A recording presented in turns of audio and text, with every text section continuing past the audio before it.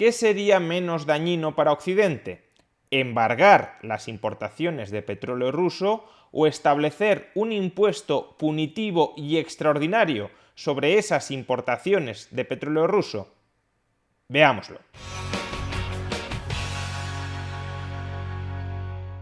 Los gobiernos europeos se están planteando imponer nuevas sanciones económicas contra Rusia, en este caso a través del embargo de las importaciones de petróleo ruso, una medida que ya adoptó Estados Unidos hace unas semanas. Hoy mismo Emmanuel Macron, en plena campaña electoral, ha defendido un embargo contra el petróleo y contra el carbón ruso. Sin embargo, si la mayor parte del mundo deja de adquirir petróleo ruso, la oferta global de petróleo se reducirá y, por tanto, los precios del crudo se incrementarán. Y esto es lo que precisamente lleva a que esta amenaza de sanción no sea creíble y no se esté implementando de momento dentro de la Unión Europea. Los gobiernos europeos son conscientes de que un encarecimiento adicional de los precios de la energía generaría descontentos internos que podrían terminar forzándolos a retirar esas sanciones. Lo ideal desde el punto de vista de los gobiernos europeos sería que Rusia nos siguiera vendiendo su petróleo, pero a precios lo suficientemente bajos como para que no lograra cosechar ingresos extraordinarios que le permitieran financiar la invasión en Ucrania. Es decir, lo ideal no es que desaparezca la oferta de petróleo ruso de los mercados mundiales. Lo ideal es que Rusia no obtenga beneficios extraordinarios por ese petróleo ruso. ¿Existe alguna forma de que Rusia siga produciendo y vendiendo petróleo a los mercados globales, pero forzándola a que lo haga a un precio mucho más reducido que el actual? ¿O es que acaso la única alternativa para que el Kremlin no reciba ingresos extraordinarios por la venta de petróleo es impedirle vender petróleo y por tanto reducir la oferta mundial de crudo y por tanto incrementar los precios? Pues el economista Ricardo Hausmann acaba de plantear una medida que no es seguro que vaya a tener completo éxito, pero que en todo caso resulta muy preferible al mero embargo occidental del petróleo ruso. ¿Cuál es esa propuesta alternativa al embargo del petróleo ruso? Un impuesto global extraordinario al petróleo ruso. Por ejemplo, un impuesto extraordinario del 90% sobre el barril de petróleo ruso. ¿Cuál es la lógica de esta propuesta de Ricardo Hausmann? Bueno, de entrada parecería que si incrementamos el precio del barril de petróleo ruso en un 90%, los consumidores occidentales tendrán que pagar el barril de petróleo un 90% más. Con lo cual, parecería que en todo caso los principales sancionados son los consumidores occidentales y no Rusia, que seguiría recibiendo por el barril de petróleo la misma cantidad de dinero que recibe hasta el momento. Pero eso no tiene por qué ser así. Una cosa es quien esté obligado formalmente a pagar un impuesto y otra cosa muy distinta es quien soporta realmente el coste económico de ese impuesto. Los impuestos afectan a la oferta y a la demanda de los bienes y por tanto afectan al precio antes de impuestos de esos bienes. Si se establece un impuesto sobre el consumidor, pero como consecuencia de ello el vendedor tiene que rebajar mucho el precio antes de impuestos, en realidad quien está soportando el coste económico de ese impuesto no es el comprador, es el vendedor. Esto es lo que los economistas denominan incidencia o traslación fiscal. No es lo mismo quién ingresa el impuesto a Hacienda que quién realmente lo paga desde un punto de vista económico. Pues bien, la clave de la propuesta de Ricardo Hausmann, propuesta de establecer un impuesto del 90% sobre el petróleo ruso, es que él considera que ese impuesto no lo pagarán en su mayor parte los consumidores, los clientes, los compradores occidentales de petróleo, sino que lo terminará pagando el Kremlin. ¿Y por qué cree que Rusia sería el principal perjudicado de este impuesto del 90% sobre el petróleo ruso? Pues básicamente llega a esa conclusión después de analizar la elasticidad de la demanda de petróleo ruso y la elasticidad de la oferta de petróleo ruso.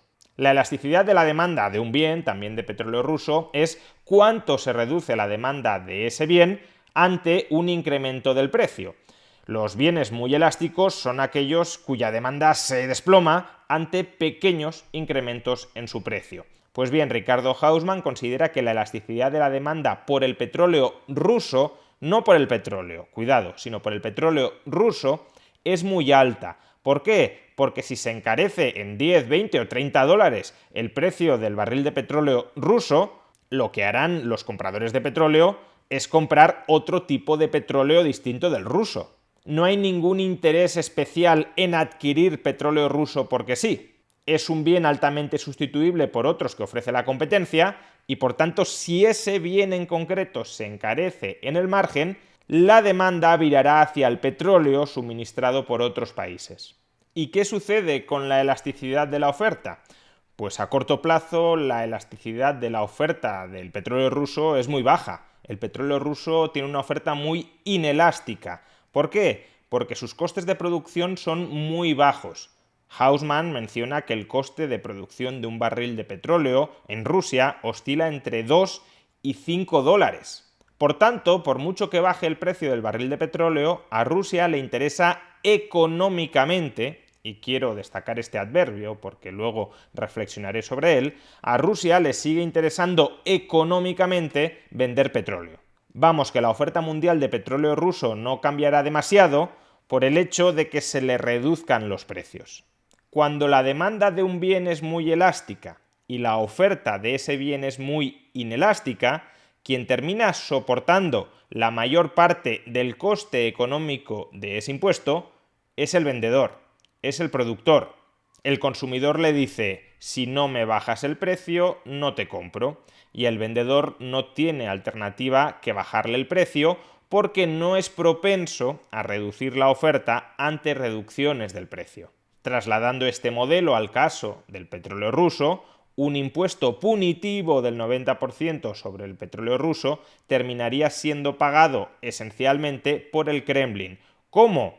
Pues el barril de petróleo ruso se tendría que vender aproximadamente al mismo precio que el petróleo no ruso en los mercados mundiales y por tanto, si tu petróleo lleva asociado un recargo del 90%, tendrás que bajar mucho el precio antes de impuestos para que el precio después de impuestos sea el mismo que el del resto de petróleo no ruso exento de esos impuestos. Según la lógica de Hausman, por tanto, el Kremlin en lugar de recibir 100 dólares por barril, recibiría 10 o 15 dólares por barril en función del impuesto, proporcional o en cuantía fija, que le estableciéramos desde el resto del mundo para castigar a Rusia por su invasión en Ucrania. Y si el Kremlin recibe muchísimo menos dinero por barril de petróleo, le estaremos cerrando el grifo de la financiación sin que ello impacte negativamente sobre la oferta mundial de petróleo y por tanto sobre los precios mundiales de la energía. La propuesta de Hausman es interesante y elegante desde un punto de vista microeconómico, pero a mi juicio tiene dos problemas que Hausman no resuelve suficientemente. El primero es que la oferta de petróleo ruso es inelástica desde un punto de vista económico, pero no tiene por qué serlo desde un punto de vista político. En respuesta a estas sanciones, Rusia podría decidir políticamente dejar de suministrar petróleo a los mercados internacionales. Y en ese caso, por tanto, la oferta global de petróleo sí se reduciría porque Rusia dejaría de vender. Claro que este escenario, que es uno de los peores escenarios posibles para la propuesta de Hausman, sería a todos los efectos equivalente a que triunfara política y económicamente la propuesta de embargar petróleo ruso.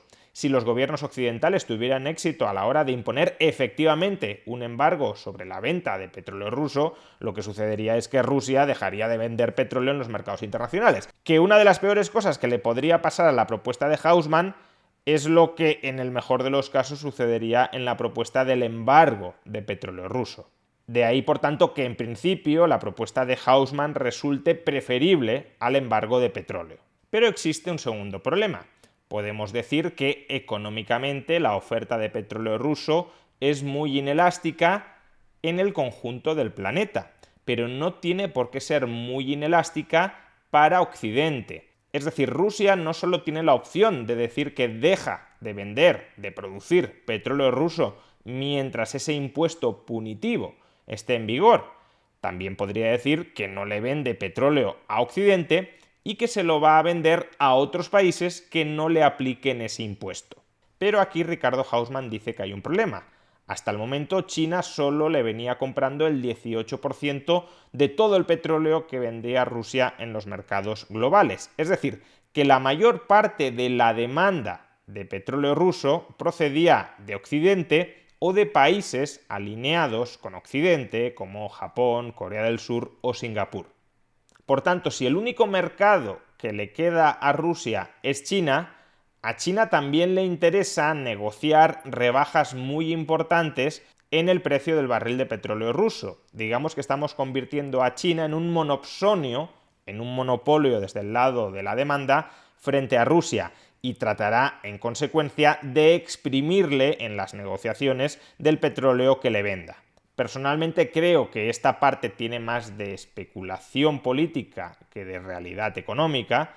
China puede valorar más las buenas relaciones diplomáticas, políticas con Rusia, que obtener beneficios a corto plazo forzando una renegociación a la baja, un descuento muy agresivo en el petróleo ruso. Pero en cualquier caso, de nuevo, ese escenario, que sería otro de los peores escenarios posibles para la propuesta de Haussmann, es a su vez el mejor escenario dentro de la propuesta de embargo al petróleo ruso.